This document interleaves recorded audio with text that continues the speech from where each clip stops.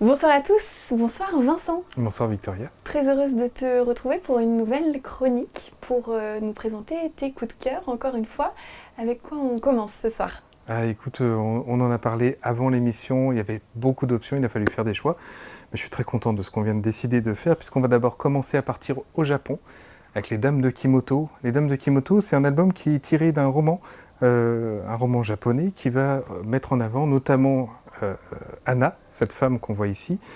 Anna, qui est une femme qui est dans la pure tradition japonaise. On a presque l'impression que ça s'est passé il y a plusieurs siècles. Cette histoire, en fait, elle se passe première moitié du XXe siècle, dans un Japon très traditionnel, où on voit effectivement le rôle de cette femme, de l'épouse, qui est là pour accompagner l'homme, qui est là pour finalement que l'homme puisse atteindre sa gloire et sa place dans la société, et puis elle, dans l'ombre, qui finalement est plus là pour l'accompagner.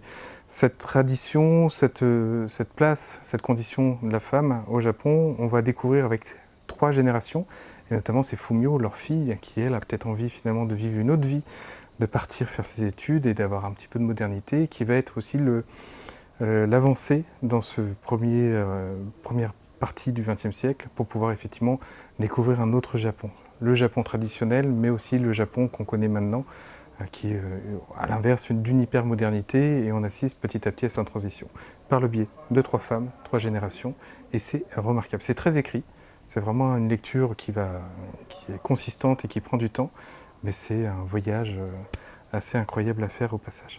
Et on va continuer le voyage dans la boutique, Vincent. Je te Oui, suis pour le prochain coup de cœur. quitte à parler de Japon, est-ce qu'on ne parlerait pas de manga? Ah, c'est une bonne idée. En même temps, hein, il me semble, hein, on n'en parle pas souvent de manga, et on va parler d'un manga un petit peu particulier, parce que c'est un manga qui est fait par un Français, Mickaël Sans-la-Ville. Il est même lyonnais, donc il n'est pas loin de chez nous. Hein. C'est pas la première fois qu'il travaille sur ce type de format, puisque c'est l'un des auteurs de Last Man. Ça avait eu le prix de la meilleure série à Angoulême, ça a été adapté en série d'animation. Attention, info exclusive, il y aura une nouvelle série d'animation Last Man qui va arriver. Mais là, l'info qui nous intéresse aujourd'hui, c'est Banana Soul. Banana Soul, c'est un manga de sport. C'est aussi ce qu'on appelle du shonen. Donc le manga, traditionnellement, est catégorisé par tranche d'âge et par sexe dans sa construction. C'est comme ça qu'ils sont prépubliés dans des magazines au Japon. Et donc le shonen, c'est ce qu'on appellera du manga ado-garçon. Après, on a le droit de ne pas être un ado, et on a le droit de ne pas être un garçon, et de prendre beaucoup de plaisir à le lire. Banana Soul, on a même une héroïne, donc finalement on ne s'arrête pas du tout aux garçons. Une héroïne qui va être finalement un petit peu l'élite de la Soul. La Soul, c'est un sport de ballon. On aperçoit un ballon sur la couverture, donc ça va bien être lié à ça. Ça nous rappelle peut-être un petit peu des Olive et Tom qu'on appelle Captain Tsubasa, ou des mangas de volley ou autres qu'on a pu voir, sauf que là c'est bien effectivement français. Et la Soul, c'est un sport qui n'a pas de règles.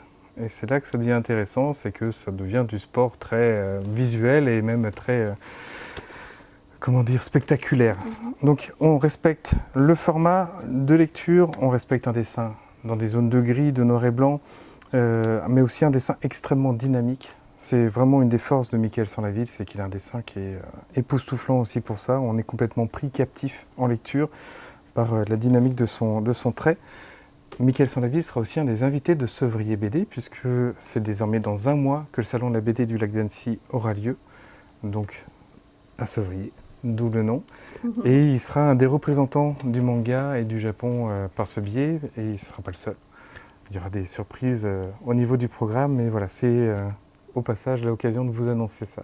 Quel suspense, Vincent. Bon, on sera amené à en reparler. Hein. On en reparlera, effectivement. On continue, je te suis pour la dernière BD, déjà, le dernier coup de cœur dont le tu dernier, voulais mais pas des nous moindres. parler. Un auteur qui s'est fait largement connaître du très grand public, Zep. Zep, on le connaît pour Titeuf, entre autres, mais c'est vrai que c'est de la bande dessinée d'humour, très jeunesse en point de départ. Là, c'est vraiment une lecture pour adultes, ados, adultes, ce que nous sommes. Le titre est très bien choisi, ça nous ramène à nous-mêmes, mais par le biais de la technologie. Notre point de départ, le personnage principal de l'histoire, fait partie de cette société, cette bourgeoisie qui a une technologie plutôt intéressante et captivante. Cette petite puce qui est incorporée à côté du cerveau, qui le relie à un serveur. Hein. Google stocke des données, ben là on a notre propre serveur où on a téléchargé des langues, on a téléchargé des films, des livres, on a une connaissance, une culture. On a juste à y réfléchir, on se connecte et voilà, on détient une culture extraordinaire et des connaissances. Tu apprends une langue en 15 secondes, c'est plutôt très pratique.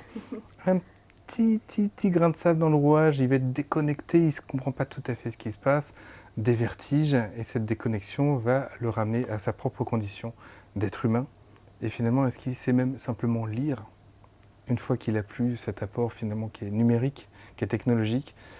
Et ce que j'ai trouvé formidable dans cet ouvrage-là, c'est que c'est un ouvrage qui va amener plein de questions par rapport à la technologie, par rapport à cette modernité et tout ce qu'elle peut apporter, mais aussi finalement à notre propre condition humaine.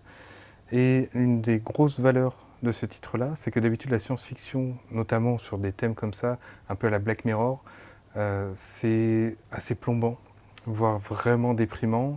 Et Zep, au contraire, il a mis une once d'espoir dedans, puisque l'humain reste plutôt la solution que le problème, ce qui est d'habitude le cas. Donc c'est un ouvrage qui est vraiment une grande et belle lecture, avec un dessin réaliste, puisque Zep, donc je disais Titeuf, on s'attend à un dessin plus cartoon que ça. En fait, non, il a un sens de l'image qui est absolument somptueux. C'est un travail au crayon et des couleurs qui sont un peu tranchées, qui font qu'on est sur une lecture vraiment très très bien menée. Voilà. Rien à voir effectivement avec mes lectures d'enfance. Non, mais maintenant tu as grandi. Donc, oui, ça peut m'intéresser, tout à fait. Merci beaucoup Vincent de nous avoir accueillis encore une fois. Et merci à vous de nous avoir suivis. Je vous dis à bientôt sur 8 Mont Blanc.